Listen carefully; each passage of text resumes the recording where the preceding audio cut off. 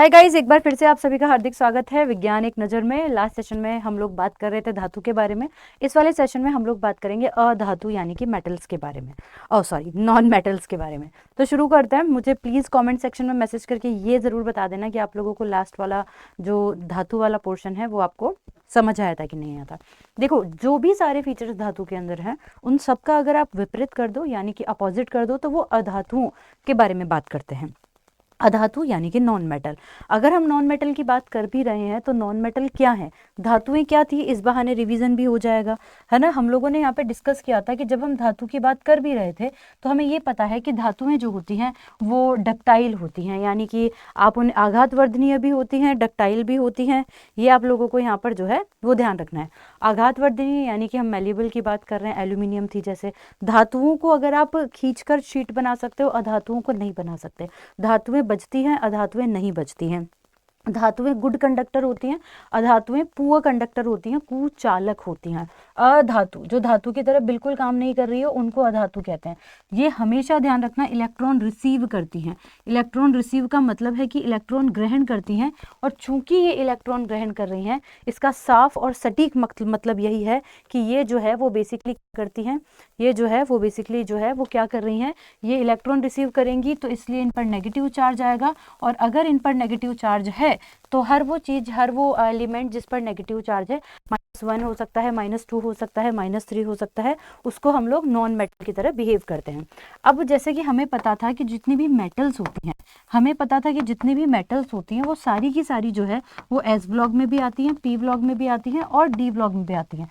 P block के अंदर धातु भी रखी गई है, उपधातु भी रखी गई है और अधातु भी रखी गई है। आप इसे पीरियोडिक टेबल से बहुत ही अच्छे से जो है वो जनरली समझ सकते हैं। हमने कहा था लास्ट सेशन में, हम लोगों ने इसी बारे में डिस्कस किया था कि ये जो ग्रीन आप लोगों को यहाँ पर एलिमेंट दिख रहे हैं 8, है ना, boron, silicon, germanium, arsenic, antimony, tellurium और पोलोनियम, ये होते हैं सब मेटल, मेटलॉइड कह दो, उपधातु कह दो। जिनको टेम्परेचर नहीं मिलेगा तब तो ये अधातु की तरह बिहेव करेंगे, और टेम्परेचर जैसे ही मिल जाएगा ये धातुओं की तरह बिहेव करना शुरू कर देते हैं। तो यहाँ पर जो आपके सेमी मेटल्स हैं, है ना, ये सारी की सारी तो आपकी क्या थी, धातुएं थी, है ना, जिसमें एस ब्लॉक पूरा आ रहा था। ये 3 से लेकर 12 तक आपका जो डी ब्लॉक है वो भी आ रहा था। अधातु और उपधातु आपको सिर्फ और सिर्फ पी ब्लॉक में देखने को मिलती है, जो कि 3 से लेकर 18 वाला ग्रुप जो है वो होता है। अब जब हम सबसे इंपॉर्टेंटली पी ब्लॉक की बात करेंगे, क्योंकि पी ब्लॉक के अंदर ही रखी गई है आपकी अधातुएं। क्या रखी गई हैं आपकी अधातुएं, पी ब्लॉक, जो कि आप लोगों का शुरू हो रहा है 13 से। इसके अंदर देखो, यहाँ पर aluminium, gallium, indium, thallium, tin, lead और बिस्मिथ, ये तो आपकी धातुएं हैं। हरे रंग की जितनी भी दिखाई दे रही है, boron, silicon, germanium, arsenic, antimony और पोलोनियम, ये आपकी क्या होती हैं, उपधातुएं या सब मेटल्स होती हैं। अच्छा, अब इसके राइट हैंड साइड में जितनी भी आ रही हैं, राइट हैंड साइड का मतलब क्या हो गया, जो ये दाएं भाग की तरफ जितनी भी आ रही हैं, इसमें देखो, ये चाहे कार्बन ले लो, है ना, इधर आप बात करेंगे नाइट्रोजन, कार्बन अधातु है, नाइट्रोजन अधातु है ना, इधर ऑक्सीजन अधातु है, सल्फर अधातु है, सेलेनियम अधातु है, ठीक है। फिर फ्लोरीन, क्लोरीन, ब्रोमीन, आयोडीन पूरा अधातु है।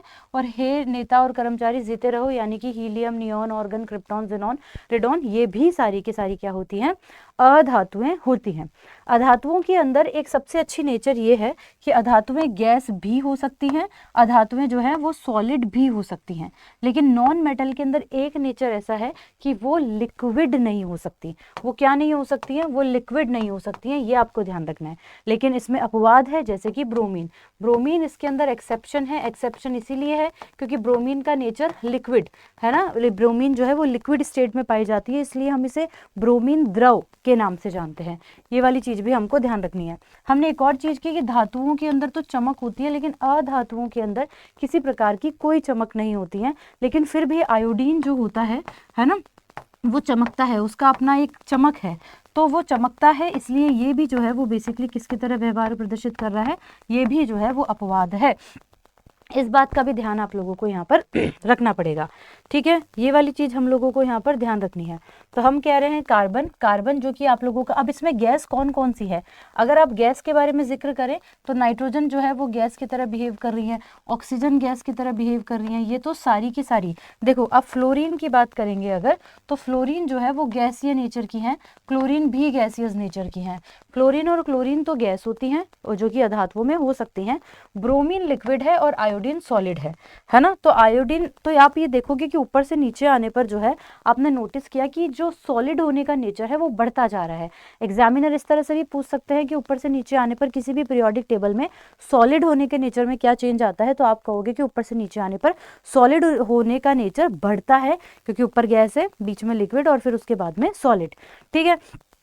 हीलियम भी गैस है, नियॉन भी गैस है, ऑर्गन भी गैस है, क्रिप्टॉन भी गैस है, ज़ीनॉन भी गैस है, ये सब गैसेस होती हैं। ये 18वें ग्रुप की मेंबर हैं। हालांकि अधातुएं हैं, लेकिन ये ना ही तो इलेक्ट्रॉन लेती हैं और ना ही इलेक्ट्रॉन देती हैं।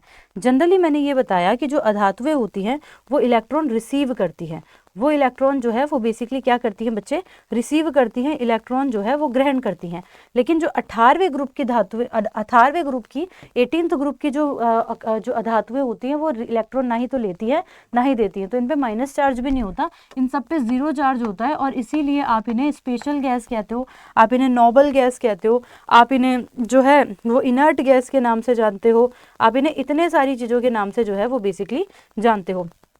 तो 18वें ग्रुप के अंदर भी सारी की सारी अधातुएं आती हैं, जो कि क्या है, स्पेशल गैस आप इन्हें कह सकते हो, है ना। मैं फिर वही बात कह रही हूँ कि इनर्ट गैस आप इसे कह सकते हो, है ना। स्पेशल गैस हो गया, अक्रिय गैस ये कह सकते हो, ठीक है। हीलियम जो कि आपके गैस के गुब्बारों में भरा जाता है, हाइड्रोजन नहीं भरा जाता है। नियॉन जो है और ऑर्गन जो है वो आपके जितने भी लाइट वाले लैंप होते हैं उनके अंदर रखा जाता है। ज़ीनॉन, क्रिप्टॉन अधातुओं में अपवाद है, अक्रिय गैस के अंदर भी अपवाद है। ये जो पड़ोस वाला जो वर्ग है 17वां ग्रुप, इसके साथ में ये कुछ एलिमेंट्स के साथ में ये रिएक्शन कर लेते हैं।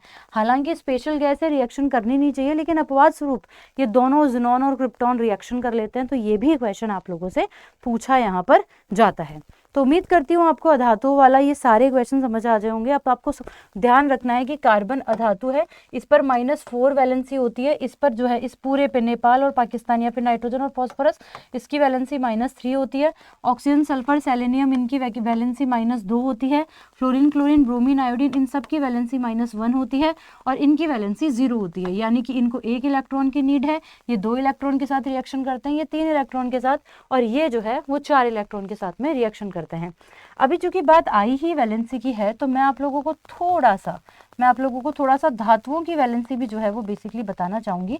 धातुओं की वैलेंसी में अगर हम बात करें तो आप सभी जानते हैं कि ये फर्स्ट ग्रुप का मेंबर है, इसलिए ये 1 इलेक्ट्रॉन डोनेट करता है। ये सेकंड ग्रुप पूरा 2 इलेक्ट्रॉन डोनेट करता है, ठीक है। ये आप लोगों को यहाँ पर ध्यान रखना है। इसके अलावा अगर आप पी ब्लॉक की धातुओं की बात करते हैं, तो पी ब्लॉक में ये जो 13th ग्रुप है ना, ये +3 वैलेंसी शो करता है, और ये +4 और -4 वैलेंसी, यानी कि ये किसकी वैलेंसी +3 होगी।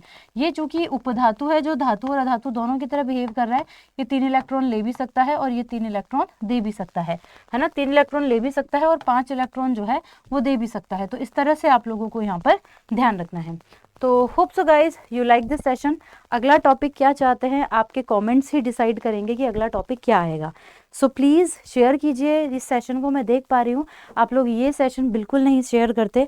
अगर इस सेशन को आप अच्छे से शेयर करेंगे तो मैं अगला टॉपिक ज़रूर लेकर आऊँगी। So please share the session, and सबसे इम्पॉर्टेंट, नए बच्चे चैनल को सब्सक्राइब करेंगे। Thank you so much.